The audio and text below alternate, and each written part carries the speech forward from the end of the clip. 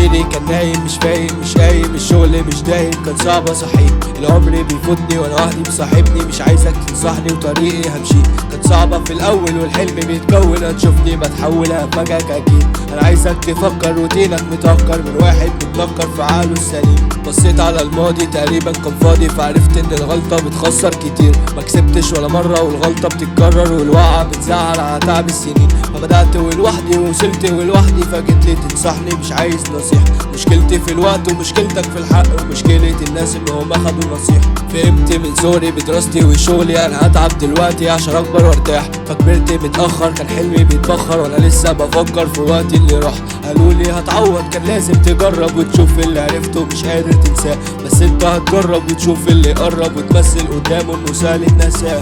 مش فاكر نفسي ومش هنسى زمان، والايام بتعدي ما بتقولش سلام، وده مش بإرادتي انا هنا ندمان، حتى انا لو نجم في وسط السما بالليل مش هبان.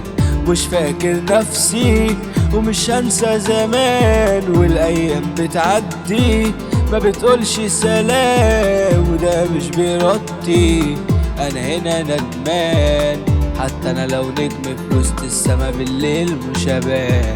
اتعلمت ان الايام مش بتنسي، بس لما كبرت اتأكدت ان انا غلطان. دلوقتي فهمت ان المركب بكرة ترسي، حتى انا لو نجم في وسط السما بالليل مش هبان.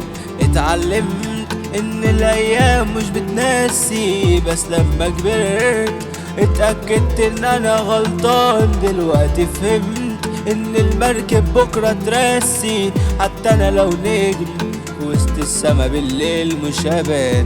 اتعلمت ان الايام مش بتنسي، بس لما كبرت اتأكدت ان انا غلطان. دلوقتي فهمت ان المركب بكرة ترسي، حتى انا لو نجم في وسط السما بالليل مش هبان.